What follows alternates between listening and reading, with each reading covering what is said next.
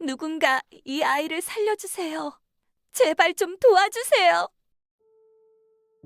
우리는 살아가면서 사랑하는 사람을 잃는 순간을 맞이합니다. 그 슬픔 속에서 벗어날 방법은 없을까요? 부처님께서 한 여인을 통해 깨달음을 전해주신 이야기, 키사고 타미와 겨자씨 이야기를 들려드리겠습니다. 옛날 키사고탐이라는 여인이 있었습니다.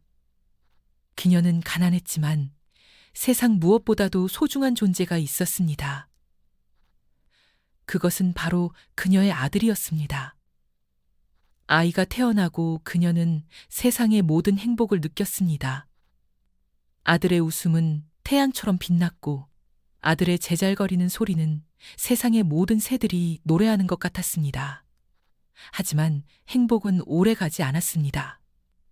어느 날 아이는 갑자기 열병에 걸렸습니다. 어머니는 약을 구하러 다녔지만 아이의 몸은 점점 더 차가워져 갔습니다. 그리고 아이는 더 이상 숨을 쉬지 않았습니다. 그녀는 믿을 수 없었습니다. 아니야, 내 아이는 아직 살아있어. 반드시 살릴 방법이 있을 거야. 그녀는 아이를 품에 안은 채 마을을 헤매며 외쳤습니다. 누군가 이 아이를 살려주세요. 제발 좀 도와주세요. 하지만 사람들은 안타까운 눈빛으로 그녀를 바라볼 뿐이었습니다. 그러던 중 한 노인이 그녀에게 말했습니다. 부처님을 찾아가 보시오. 그분이라면 방법을 알고 계실지도 모르오. 키사고타미는 마지막 희망을 안고 부처님을 찾아 숲으로 향했습니다. 그리고 부처님 앞에 엎드려 눈물로 간청했습니다. 부처님, 제 아이를 살려주세요. 어떤 방법이든 할 수 있습니다. 부처님께서는 부드러운 눈빛으로 그녀를 바라보며 말씀하셨습니다. 너의 아이를 살릴 방법이 있다. 마을로 가서 겨자씨를 구해 오너라. 하지만 반드시 한 번도 죽음이 일어나지 않은 집에서 가져와야 한다. 키사고타미는 기뻐하며 마을로 돌아갔습니다. 이제 내 아이를 살릴 수 있어. 마을에 도착한 키사고타미는 간절한 마음으로 겨자씨를 구하기 시작했습니다. 부탁드립니다. 겨자씨를 조금만 주세요. 다만 이 집에서는 한 번도 사람이 죽지 않았어야 합니다. 그러자 집주인은 슬픈 얼굴로 말했습니다.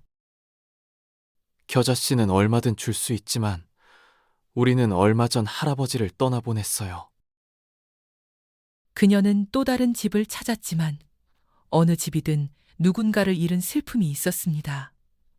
어머니를 잃은 아이, 남편을 잃은 부인, 사랑하는 가족을 떠나보낸 사람들이 그녀처럼 슬퍼하고 있었습니다. 그제야 그녀는 깨달았습니다. 내 아이만 떠난 것이 아니구나.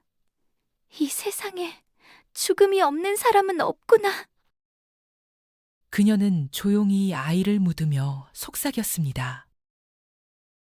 이제는 보내줄게. 내 아가, 너의 따뜻한 미소를 기억하며 살아갈게.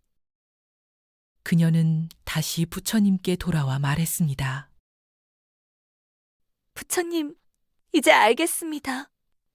죽음은 우리 모두가 겪는 길이며 그것을 받아들이고 앞으로 나아가야 한다는 것을요. 부처님께서는 조용히 말씀하셨습니다. 키사고타미야, 이제 너는 깨달았구나. 집착을 버리고 모든 존재의 본질을 이해한 자는 마음의 평온을 찾을 수 있느니라. 세상의 모든 것은 덧없이 흘러간다.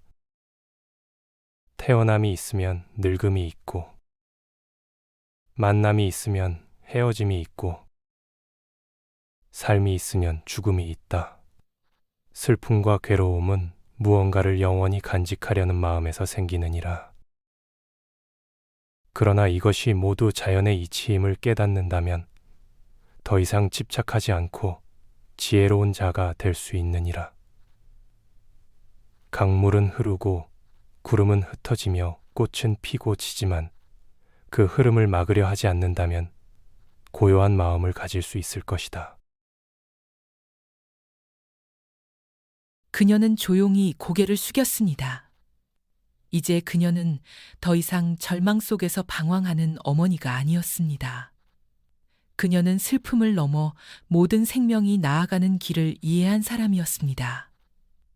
그 후 그녀는 부처님의 가르침을 따라 수행자가 되었고 슬픔을 넘어 참된 깨달음을 얻었다고 합니다. 우리 모두가 삶과 죽음을 받아들이고 슬픔을 넘어설 수 있기를 바랍니다. 부처님의 지혜가 우리의 삶에도 평온을 가져오길 바랍니다. 성불하십시오.